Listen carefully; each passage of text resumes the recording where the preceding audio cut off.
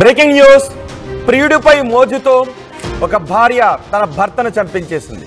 ప్రియుడిపై మోజుతో మరో భార్య తన భర్తను నిర్దాక్షిణ్యంగా చంపించేసిన ఘటన మహబూబాబాద్ జిల్లాలో చోటు చేసుకుంది. గుర్తుందా మీకు? 2 రోజుల క్రితం 3 పిల్లలను ప్రియుడిపై మోజుతో విషం పెట్టి చంపేసింది ఒక తల్లి.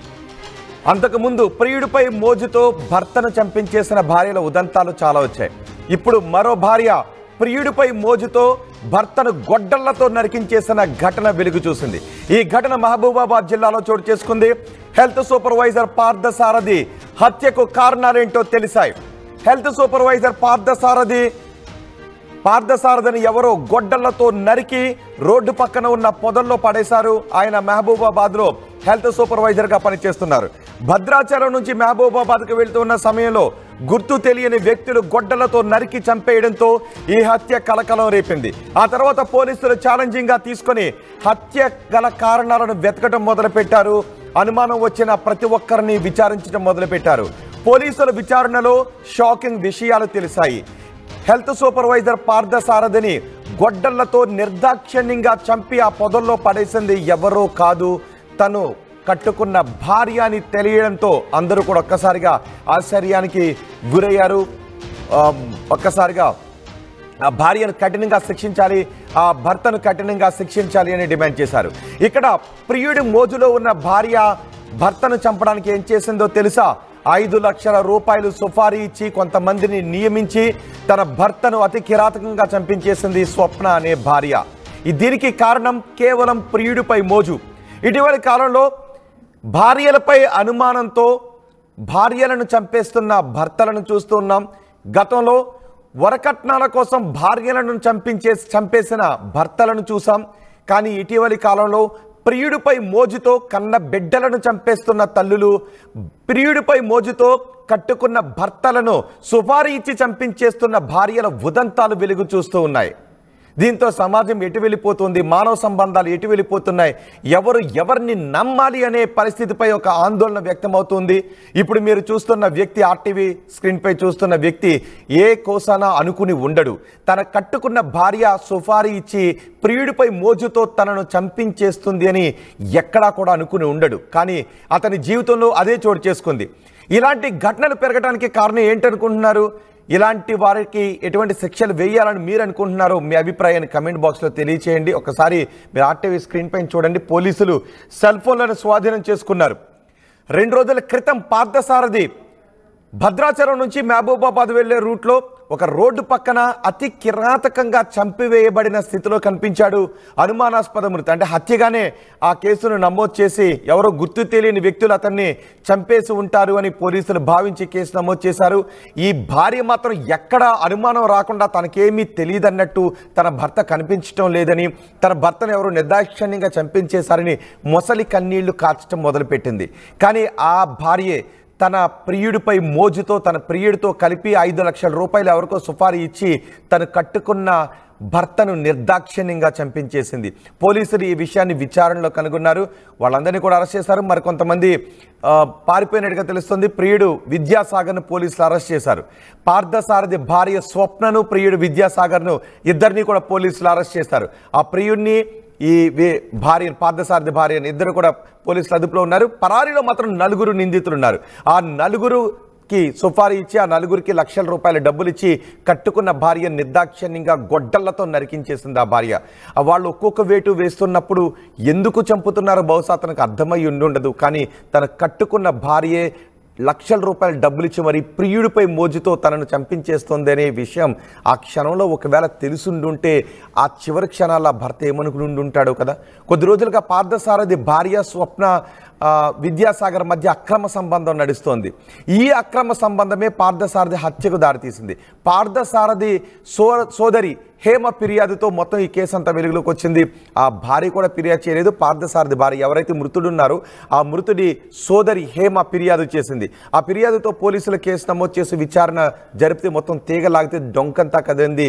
తను కట్టుకున్న భార్యే, పార్థసారథి భార్యే ప్రియుడిపై మోజుతో భర్తను చంపించేసిన దుర్మార్గమైన ఘటన వెలుగు చూసింది. ఈ ఘటనపై పోలీసు అధికారులు మాట్లాడారు. ఒకసారి పోలీసు అధికారులు ఏం మాట్లాడారో చూద్దాం. చేశారు కదా సో రేకీ చేసే టైంలో ఆ టైంలో సొర్లం వెంకట్ విద్యాసాగర్తో పాటు మిగతా మెంబర్స్ వచ్చారు. సో అది రేకీ చేశారు కాబట్టి, అంటే ఆయన మర్డర్ రోజు లేదు, మర్డర్ రోజు తేలగరి వినయ్ కుమార్, శివశంకర్, వంశీ ఈ ముగ్గురు ఇక్కడ వచ్చారు.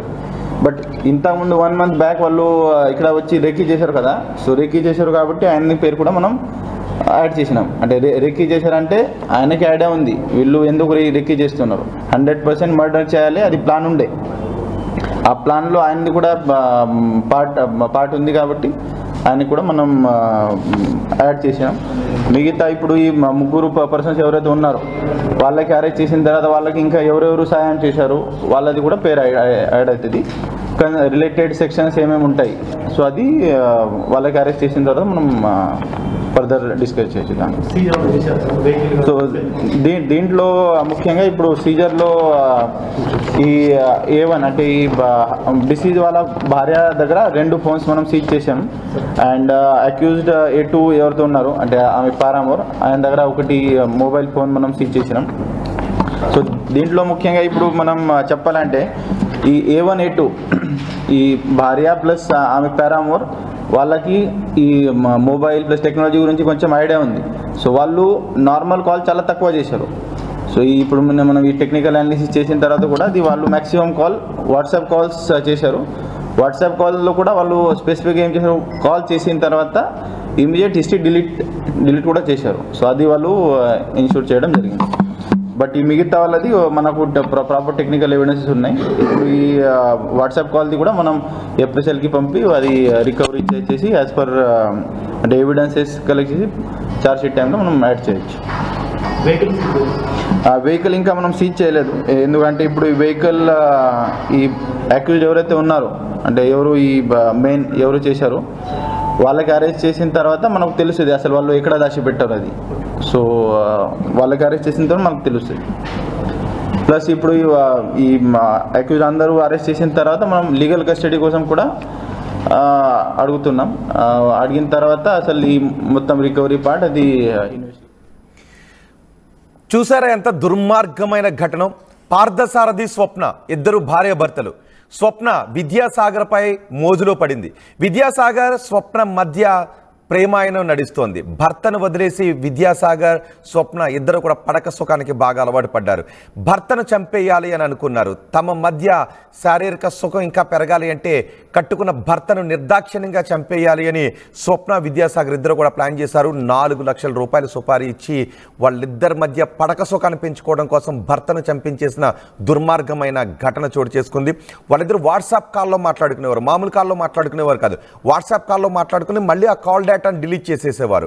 డిలీట్ చేసి ఆ తర్వాత భర్తను కూడా చంపేయాలని ప్లాన్ చేసి ఎలా చంపాలి అని ప్లాన్ చేసుకున్నారు. డబ్బు ఎవరి చేత చంపించాలి అని ప్లాన్ చేసుకున్నారు. ఆ తర్వాత 4గురిని పురమాయించారు. వారికి డబ్బులు ఇచ్చారు 4 లక్షల రూపాయలు. వాళ్ళని పిలిచి తన భర్తను చంపేసి సాక్ష్యాలు లేకుండా మాయం చేసేయాలనుకున్నారు. ఆ తర్వాత ఇద్దరు కూడా హాయిగా సుఖంగా పడక సుఖాన్ని పంచుకోవచ్చని దుర్మార్గమైన ప్లాన్ చేశారు. ఆ భర్త పార్థసారథి ఒక హెల్త్ అసిస్టెంట్గా పనిచేస్తున్నాడు. ఆ బహుశా పాపం అతనికి తెలీదు, రోజులానే డ్యూటీకి వెళ్తున్నాడు.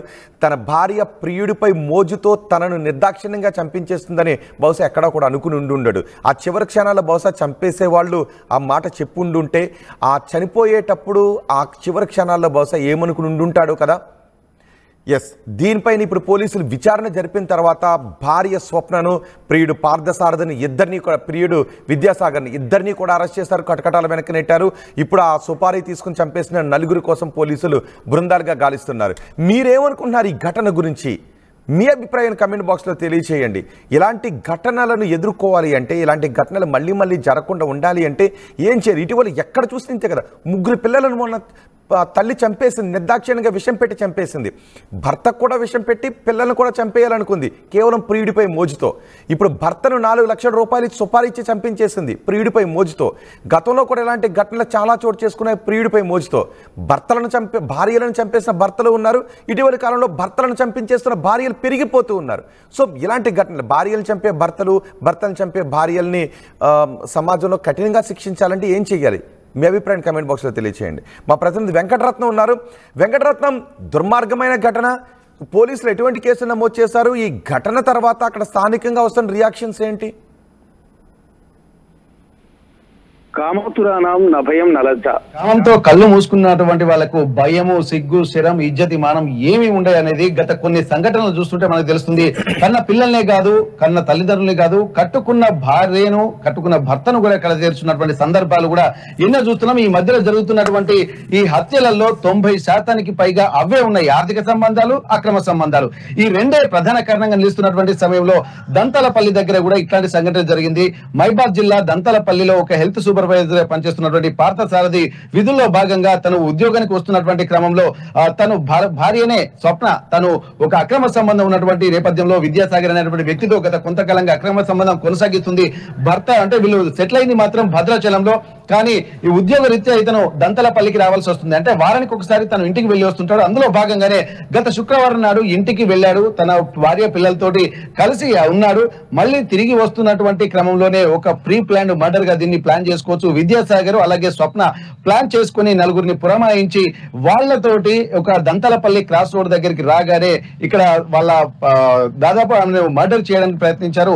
ఆ ప్రయత్నంలో భాగంగానే రోడ్డు నుండి బయటికి లాక్కొని వెళ్లి పక్కన ఉన్నటువంటి పంట పొలాల్లో గొడ్డలతో నరికి అలాగే బండరాయితో మోది తీవ్ర గాయాలు గురి చేసి హత్య చేసినటువంటి అతి దుర్మార్గమైనటువంటి ఘటన చోటు చేసుకున్నటువంటి పరిస్థితి. దీనికి సంబంధించి కూడా పోలీసులు కూడా వెంటనే హుటాహుటిని అక్కడికి చేరుకున్నారు. ఎస్పీ రామ్నాథ్ కేకన్ కూడా అక్కడికి చేరుకుని మొత్తం సంఘటన స్థలాన్ని పరిశీలించి అక్కడ ఉన్నటువంటి విషయాలన్నీ కూడా పరిశీలిస్తున్నారు. అయితే వెతకబోయిన తీగ కాలికి తగిలినట్టు పోలీసులకు ఒక అద్భుతమైనటువంటి క్లూ దొరికింది.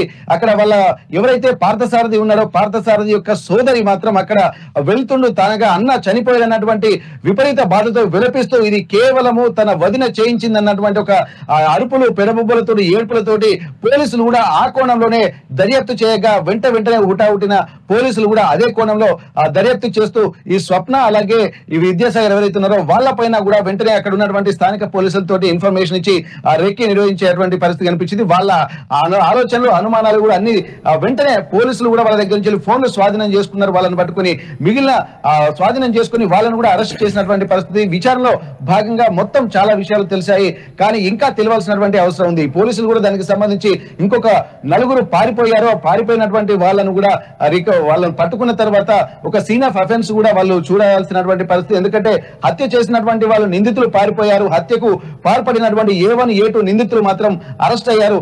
దీనికి సంబంధించి కూడా ఒక వాహనంలో వెళ్ళినటువంటి వాళ్ళ వాహనాన్ని కూడా సీజ్ చేయాల్సినటువంటి అవసరం ఉండే, కానీ వాళ్ళు వాహనం ఎక్కడ దాచిపెట్టారు అన్నటువంటి కోణంలో ఉంది. కానీ పోలీసులు మాత్రం కాన్ఫిడెంట్ గా చెప్తున్నారు ఇది పక్కా హత్య చేయించినట్టుగా వాళ్ళు ఒప్పుకున్నారు. దీనికి సంబంధించి కూడా పలు సెక్షన్లు కూడా కేసు నమోదు చేసినటువంటి పరిస్థితి. అయితే దీనికి సంబంధించి కూడా పోలీసులు అన్ని కోణాల్లో అసలు వీళ్ళకి ఎప్పటి నుంచి సంబంధం ఉందన్నటువంటి కోణం కూడా ఆలోచించేటువంటి ప్రయత్నం చేస్తున్నారు. లీగల్ గా వీళ్ళు వెళ్ళి ఇన్వెస్టిగేషన్ చేయాల్సినటువంటి అవసరం అయితే ఉంది. ప్రాథమిక దర్యాప్తు మాత్రం నడిచిందనుకోవచ్చు. నలుగురు నిందితులు కూడా దొరికిన తర్వాత కూడా వాళ్ళను పిలిపించిన తర్వాత అప్పుడు అరెస్ట్ చేసి లీగల్ గా అరెస్ట్ చేసి వీళ్ళని అదుపులోకి తీసుకున్నారు. నలుగురు కోసం గాలిస్తున్నారు. ఈ పార్థసారథికి, స్వప్నకి పిల్లలు ఉన్నారా? ఇప్పుడు వాళ్ళ పరిస్థితి ఏంటి? వాళ్ళ కుటుంబం వారికి ఇద్దరు పిల్లలు ఉన్నట్టుగా మనకు తెలుస్తుంది. అయితే ఇప్పటి వరకు వీళ్ళు అంటే భర్త మాత్రము ఉద్యోగరీత్యా దంతలపల్లిలోనే ఉంటున్నాడు. వారానికి ఒక్కసారి మాత్రం ఇంటికి వెళ్తున్నాడు. కానీ ఈ వారం రోజుల్లో పిల్లలు స్కూల్కి వెళ్ళే టైము, అలాగే వారంలో ఒక రోజే వెళ్తున్నాడు ఇతను. కానీ ఈమె అక్కడ ఉన్నటువంటి విద్యాసాగర్ అనేటువంటి వ్యక్తితోటి అక్కడే పరిచయం పెంచుకుని అక్కడే వీళ్ళు తను లేని సమయంలో అక్రమ సంబంధాలు కొనసాగిస్తున్నారు. ఇది అలవాటుగా మారి ఒక విపరీతమైనటువంటి ధోరణికి వెళ్తున్నటువంటి క్రమంలో భర్తే అడ్డుగా ఉంటున్నారన్నటువంటి ఆలోచన కూడా ఇక్కడ ఆమె కలిగించినట్టుగా తెలుస్తుంది. దీనికి సంబంధించి విద్యాసాగర్ పూర్తిగా ఆమెను లోబర్చుకుని ఆమె చెప్పినట్టుగా వినేటువంటి పరిస్థితులు అయితే తీసుకొచ్చాయి.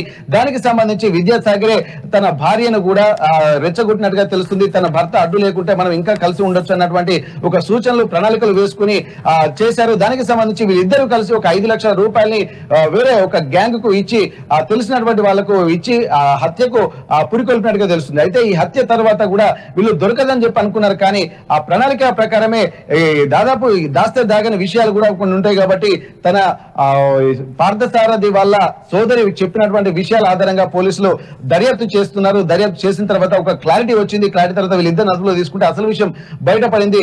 కానీ ఇక్కడ ఉన్నటువంటి పరిస్థితులు మాత్రం చాలా దారుణంగా గమనించాల్సినటువంటి అవసరం ఉంది. ఎందుకంటే ఇక్కడ ఇంటి ఓనరు అలాగే అక్కడ ఉన్నటువంటి వాళ్ళ భద్రాచలంలో కూడా వాళ్ళు రెంట్కే ఉంటున్నారు. కానీ ఇక్కడ మొత్తం గమనించినట్టయితే వీళ్ళ ఆలోచన విధానం కూడా సభ్య సమాజాన్ని తలదించుకునే చేసుకునే విధంగా ఉంది. పోలీసులు కూడా చాలా తీవ్ర స్థాయిలో కేసులు నమోదు చేస్తున్నారు. ఎందుకంటే ఇటువంటి సంఘటనలు మరోసారి పునరావృతం కాకుండా ఉండాలంటే కఠినంగా శిక్షించాల్సినటువంటి అవసరం ఉంటుంది. చిన్న చిన్న ఆలోచనలు దృష్టిలో పెట్టుకొని అతి విలువైనటువంటి ప్రాణాలను తీస్తున్నటువంటి సంఘటనలు జరుగుతున్నాయి. అంటే కన్న తల్లిని గొడ్డలితో నలుపుతున్నటువంటి సందర్భాలు ఉన్నాయి, అలాగే కట్టుకున్న భార్యను కడతీస్తున్నటువంటి సందర్భాలు ఉన్నాయి, అలాగే కట్టుకున్న భర్తను కూడా ఇట్లా చేస్తున్నటువంటి సందర్భాలు, అలాగే కన్న పిల్లలకు కూడా అక్రమ సంబంధ నేపథ్యంలోనే విషయం ఇచ్చినటువంటి సందర్భాలు కూడా ఈ మహబూబాబాద్ జిల్లాలోనే దాదాపు ఇప్పటికీ నెల 15 రోజుల పరిధిలో దాదాపు 4-5 జరిగాయి అంటే అతిశయోక్తి లేదు. దీన్ని దృష్టిలో పెట్టుకుని అసలు ఎటుపోతుంది సమాజం అన్నటువంటి ఒక తీవ్రంగా పోలీసులు ఆలోచిస్తున్నారు. ఒకరికి తీవ్రంగా అంటే శిక్షలు పడితే తప్ప ఇవి తగ్గేటువంటి పరిస్థితులు అన్న కోణంలో కూడా పోలీసులు ఆలోచిస్తున్నారు.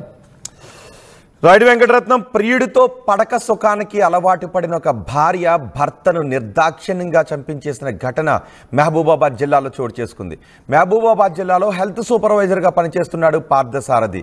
పార్థసారథి కేసులో బిగ్ ట్విస్ట్ చోటు చేసుకుంది. పార్థసారథి హత్య జరగడం, ఆ హత్యపై అనుమానాలు కలగడం, పోలీసులు విచారణ జరపడం, అందులో విస్తుపోయే విషయాలు బయటికి రావడం. పార్థసారథి హత్యకు తన భార్య పథకాన్ని రచించిందనే విషయం తెలిసిన తర్వాత ఒక్కసారిగా ఆశ్చర్యానికి గురయ్యారు. తన భార్య భర్తను ఎందుకు చంపేయాలి అనుకుంది అంటే పడక సుఖానికి అలవాటు పడి కేవలం ప్రియుడిపై మోజుతో కట్టుకున్న భర్తను చంపించేసింది. 2 పిల్లలు కూడా ఉన్నారు. బహుశా వాళ్ళను కూడా చంపించేయడానికి ప్లాన్ చేసిందేమో అనే వివరాలు కూడా బయటికి రావాలి. ఎందుకంటే మొన్న మనం చూసాం, 3 పిల్లలకు విషం పెట్టి తినిపించింది. తన భర్తకు విషం పెడితే పెరుగన్నంలో విషం కలిపితే భర్త తినకుండా వెళ్ళిపోవడంతో ఆ కేసులో భర్త బతికాడు. కానీ ఈ కేసులో మాత్రం భర్తను ఎట్టి పరిస్థితులను చంపేయాలనుకుంది, గొడ్డలతో నరికించేసింది. 5 లక్షల రూపాయలు సుపారీ ఇచ్చి మరీ పడక సుఖానికి అలవాటు పడిన ప్రియుడు మోజులో ఉన్న భార్య చంపించేయడంతో ఆ ప్రియుడిని ప్రియురాలిద్దరినీ కూడా పోలీసులు అరెస్ట్ చేశారు. పార్థసారథి భార్య స్వప్నను, ప్రియుడు విద్యాసాగర్ ఇద్దరిని కూడా అరెస్ట్ చేశారు. భర్తను చంపించేయడానికి 4 మనుషులను పురమాయించారు. ఆ 4కి 5 లక్షల రూపాయలు ఇచ్చారు. 5 లక్షల రూపాయలు ఇచ్చి గొడ్డలతో నరికించేశారు. అయితే పార్థసారథి సోదరి హేమ ఇచ్చిన